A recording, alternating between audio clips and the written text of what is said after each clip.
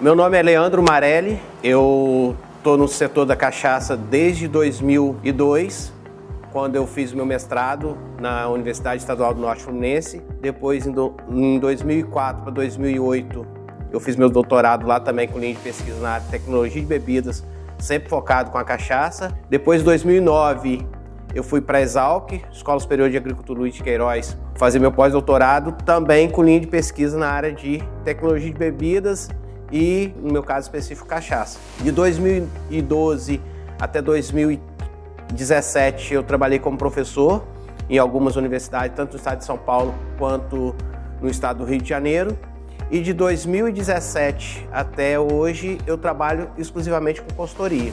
Tá? Então, hoje eu trabalho com consultoria no setor de cachaça para diversas marcas espalhadas no Brasil como um todo. Hoje eu tenho atuação em mais de 15 estados brasileiros.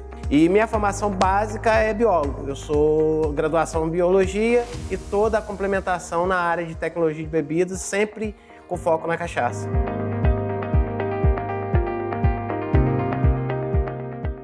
Primeiro, assim, o termo artesanal não é legalizado, então não existe a categoria de cachaça artesanal legalizada no Brasil. Em dezembro de 2022 foi sancionada uma lei que se substitui a IN 13, que era uma legislação que envolvia diretamente a cachaça, e criou-se a categoria cachaça de alambique. Então, hoje, o que a maioria do pessoal fala de cachaça artesanal, a gente categorizou isso, quando eu falo a gente, o setor como um todo, se organizou e hoje existe o termo cachaça de alambique e cachaça no geral. Então o cara tem a opção, se ela é produzida em alambique, tá? E esse alambique tem que ser de cobre, a panela tem que ser de cobre, tem que ser produção embatelada, ele pode colocar no seu rótulo como cachaça de alambique.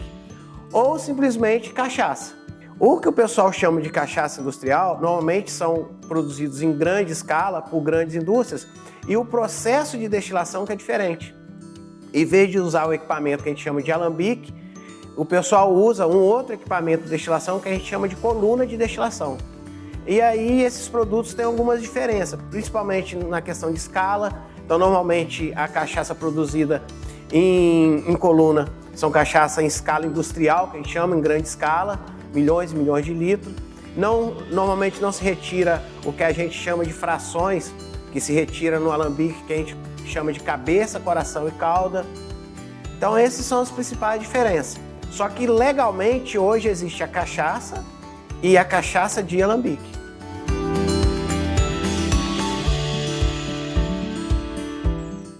A matéria-prima da cachaça é o caldo de cana fresco. Isso é uma outra particularidade. Então, a legislação só permite você se chamar de cachaça se isso for feito do caldo de cana fresco fermentado. Então, a cana, o produtor vai escolher as variedades que se adaptam melhor à região, ao tipo de solo dele, vai olhar o ponto de maturação dessa cana, na hora que ela tiver no ponto ótimo de colheita, vai colher essa cana, normalmente cana crua, então é importante não queimar, tá? Tanto pela qualidade do produto quanto pela sustentabilidade ambiental, que a queima traz vários transtornos, principalmente ambiental, e também na qualidade do produto. Moer essa cana, quanto mais fresca moer, melhor é a qualidade do produto. E aí, o processo de moagem tem um equipamento que a gente normalmente chama de moenda, ou conjunto de extração. A cana vai entrar no sistema, vai extrair o caldo, aí esse caldo, o bagaço vai para um lado e vai ser usado para diversas funções, como alimentar gado, queimar em caldeira, fazer cama de gado, independe, tem várias funções esse bagaço, e o caldo vai seguir outro caminho.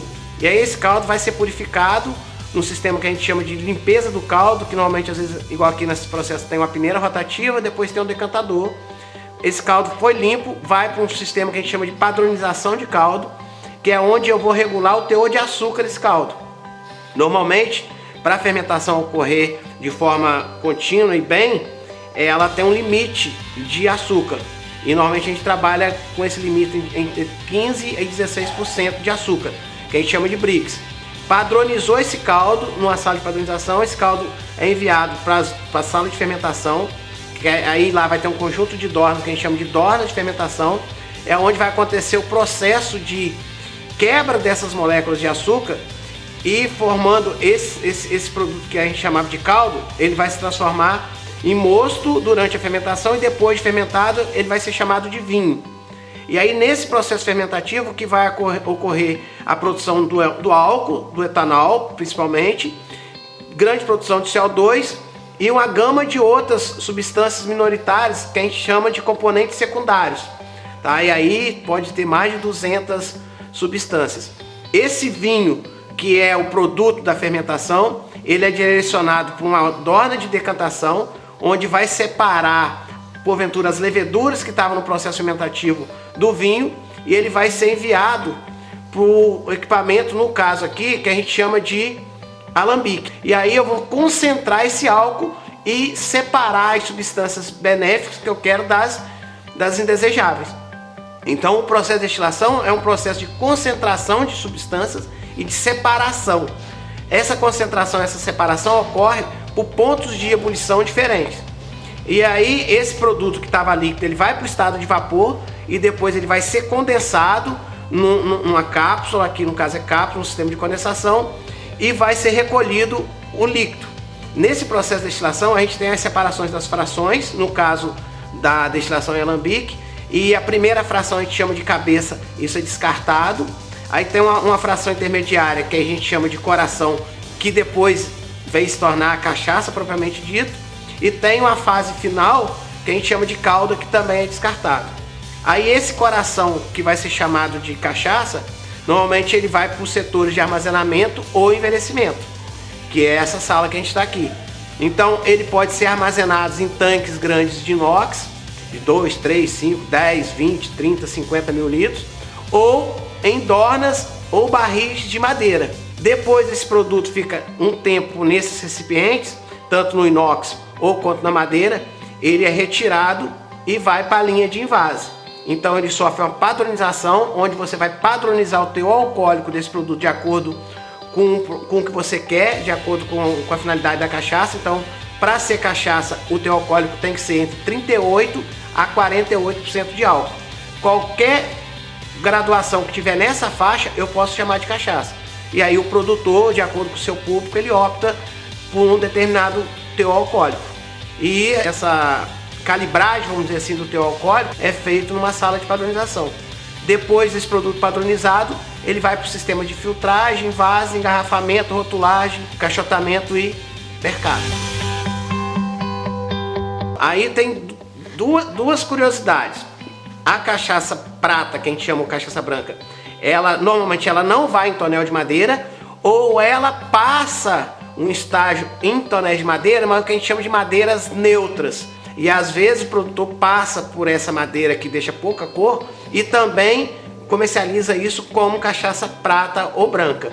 Então, na grande maioria, sim, a cachaça prata é a cachaça da forma que saiu do alambique, só descansado por um período em tanques normalmente inox, ou que estagiou por algum período em tonéis normalmente grandes, nessas madeiras que deixam impor pouca cor ao produto, que a maioria das pessoas chamam isso de madeira neutra. Eu não gosto desse termo neutro, porque a madeira sempre vai contribuir na parte sensorial e de transformações químicas significativas para a cachaça, mas por ela não impor tanta cor ao produto, ela é comercializada como cachaça branca ou cachaça prata. Hoje a gente tem no mercado de cachaça próximo de 40 madeiras que são usadas para armazenar ou envelhecer cachaça. Cada uma madeira dessa vai impor as suas características específicas para o produto, sendo que as mais conhecidas, vamos dizer assim, ou as mais usadas, é o carvalho. O carvalho é o carro-chefe, e aí o carvalho você tem normalmente os carvalhos francês, espanhol, assim, a gente chama de carvalho europeu. Tem alguma coisa já entra no mercado aí do carvalho que chama de carvalho japonês, mas o básico aí é carvalho que vem da Europa ou dos Estados Unidos. Esse é o carro-chefe. Nas madeiras nacionais, as principais amburana, bálsamo, jequitibá, castanha do Pará. Então essas são as principais aí. Cada madeira vai impor as suas características. Tá? Então você tem o que a gente chama de perfil sensorial de cada madeira. A amburana, por exemplo, é uma madeira bem típica, ela é bem aromática, uma madeira que deixa um adocicado mais acentuado no produto. A gente costuma chamar de amburana, é o móvel de fazenda, o móvel da vovó, que aqueles móveis antigos de fazenda também eram feitos dessa madeira, então ela dá esse perfil. E também a intensidade de troca de troca da madeira com o produto vai depender da quantidade de vezes que esse tonel foi usado e também do tamanho do tonel. Quanto maior o tonel, menos área de contato você tem com o produto, menos impressão essa madeira vai impor sobre o líquido de forma mais rápida. Quanto menor o barril, maior a área de contato, então maior a impressão. Essas características vão aparecer mais rápido no produto. E aí, nesse meio termo aí, aparece um outro profissional que a gente chama de Master Blender, que é o cara que vai conseguir identificar qual o melhor tonel da adega, qual o tonel que está no ponto, em cima desses perfil, o que combina com o que, e ele vai criar os blends ou as padronizações dos produtos. Se você não deixa esse tonel vazio e armazena ele no lugar adequado, manipula ele de forma adequada, ele praticamente vai viver aí 100, 200, eu conheço tonel de 200, 100, mais de 100 anos, empresas têm mais de 100 anos que tem um tonel lá ainda. Então o tonel ele nunca perde a sua função, tá? Ele só vai perder a sua função uma hora que estourar um ar, que não conseguir reformar, que ele começar a vazar, que ele não suportar mais o líquido ali dentro. O que vai diminuir com o tempo é principalmente essa impressão de cor e sabor, mas vai ter reações químicas ali constantemente, independente da idade do tonel.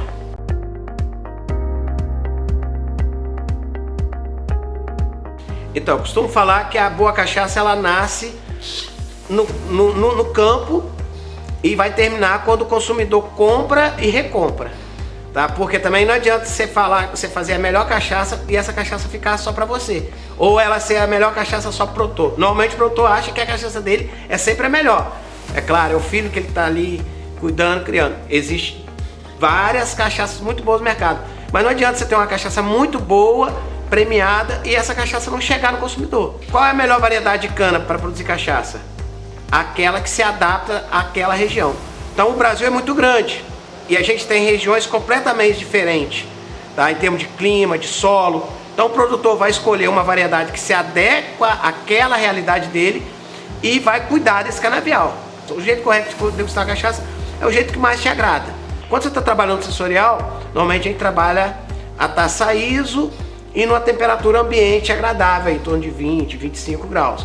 Se ela estiver muito quente, você acaba perdendo um pouco a percepção. Se ela estiver muito gelada também, você acaba perdendo essa percepção.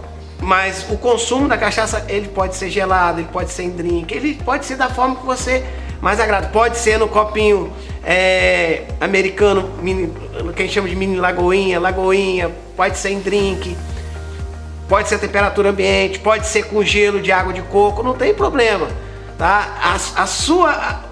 O seu sensorial, a forma que mais te agradar, vai ser a melhor forma de degustar esse produto.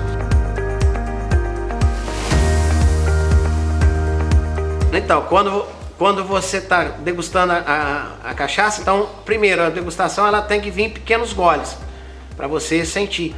Você jogou um pequeno gole na boca, deixa esse produto permear por toda a superfície da língua, porque essas papilas degustativas da língua, elas têm áreas. Então tem uma área da língua que você vai sentir mais o amargo, outro vai sentir mais o gosto, outro vai sentir mais o adstringente. Então por isso que você tem que permear o produto sobre a língua, deixar ali um tempinho, uns 4 ou 5 segundos, inspirar e degustar.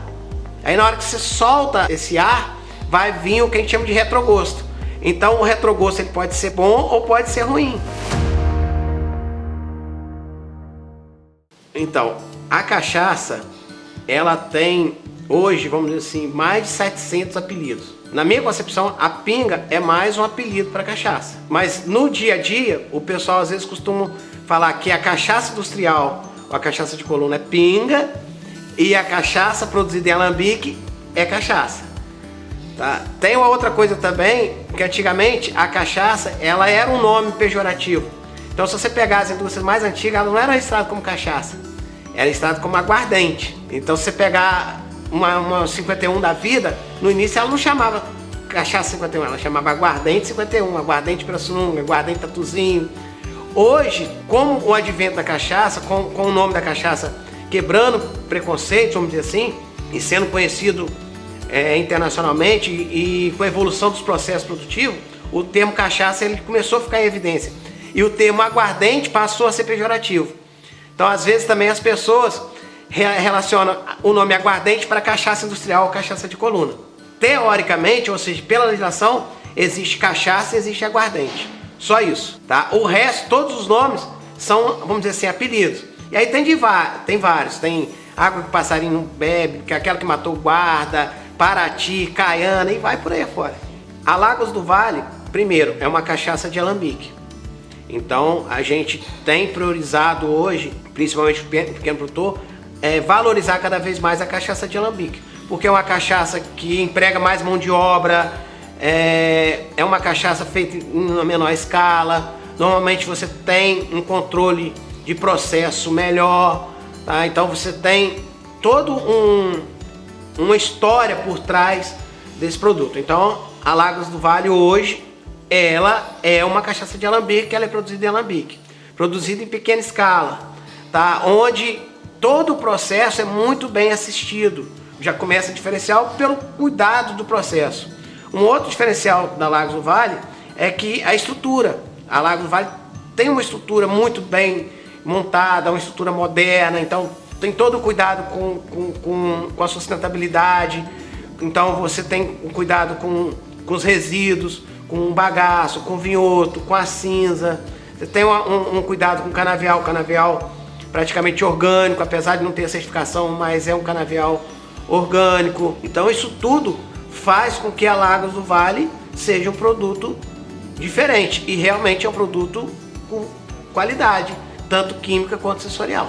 Eu costumo dizer que a cachaça nos últimos 10 anos ela evoluiu em todas as suas ramificações, o que ela não evoluiu nos 500 anos de história, porque a cachaça, dependendo da linha de pesquisa que você aceitar, ela fez 500 anos em 2015, 2014, 2015. E nesses últimos 10 anos a gente evoluiu tanto em equipamentos de processo produtivo, importação de madeiras. Então hoje a gente tem várias importadoras de carvalho de primeiro uso, carvalho virgem, vindo tanto dos Estados Unidos quanto da Europa como um todo. A gente evoluiu no processo de produção dessas barricas, desses tonéis, com questão de tosta, tipos de envelhecimento. Então já tem marcas aí trabalhando com sistema de envelhecimento de dupla maturação, tripla maturação, ou seja, passando por 2, 3 madeiras diferentes, sistema soleira. A gente evoluiu muito na questão de público consumidor. Então hoje a cachaça ela entra no público A, no público AA, no público B. Então ela largou de ser aquele produto de classe D e E. Então hoje você tem uma cachaça competindo com um bom uísque, com um bom rum, com um bom gin, com a boa vodka, com um bom vinho. A cachaça está nos principais restaurantes do mundo todo. A gente tem 2 drinks hoje aceitos pela Carta Internacional, que é a caipirinha, e agora acabou de entrar o rabo de galo.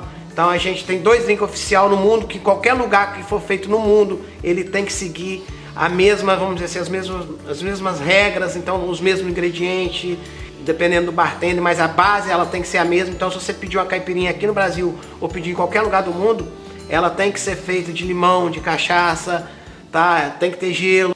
Então a gente já começou no preconceito lá na época do surgimento da cachaça. Se você pegar, vamos por assim, bem rapidamente, a história da cachaça, né? Como é que a cachaça surgiu? Tá? Então a cachaça surgiu nos engenhos de açúcar, dentro das senzalas, com os escravos. Então assim, tem toda uma história, vamos dizer assim, ruim por trás disso. Tá? Então a cachaça ela veio como sendo um produto de qualidade inferior para poder suprir as necessidades dos escravos, praticamente, para deixar eles mais felizes, apagar, vamos dizer, a dor daquela situação que eles viviam. E os nobres, eles bebiam vinho, eles bebiam a bagaceira, tá, importada da Europa. Então uma parte da história da gente, a pessoa trocava a aguardente ou a cachaça por escravo nos navios negreiros. Então toda essa história foi levando a cachaça para a parte, vamos dizer assim, o submundo da sociedade. Eu acredito que assim, a partir dos anos 90, 2000, é que a cachaça começou a virar, a chave começou a entrar, vamos dizer assim, nas classes sociais com poder aquisitivo um pouco mais elevado, e isso junto com a melhoria de processo produtivo, com melhoria de qualidade, junto principalmente com alguns pesquisadores no Brasil, e mostrando hoje que a cachaça é um produto tão nobre quanto os melhores produtos importados aí, inclusive competindo de igual para igual e ganhando medalhas em todos os concursos nacionais e internacionais que participam.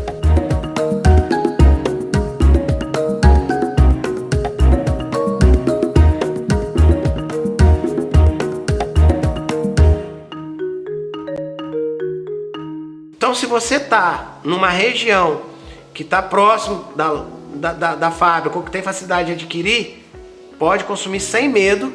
E se você não está na região, mas tem como adquirir para experimentar, pode entrar em contato no Instagram da Lagos do Vale, no site, ou distribuidora que tem a Lagos do Vale, experimentar, que você não vai se arrepender. É uma boa dica para presente, para aquela ocasião especial, aquele domingo de churrasco com os amigos. Acho que vai cair bem.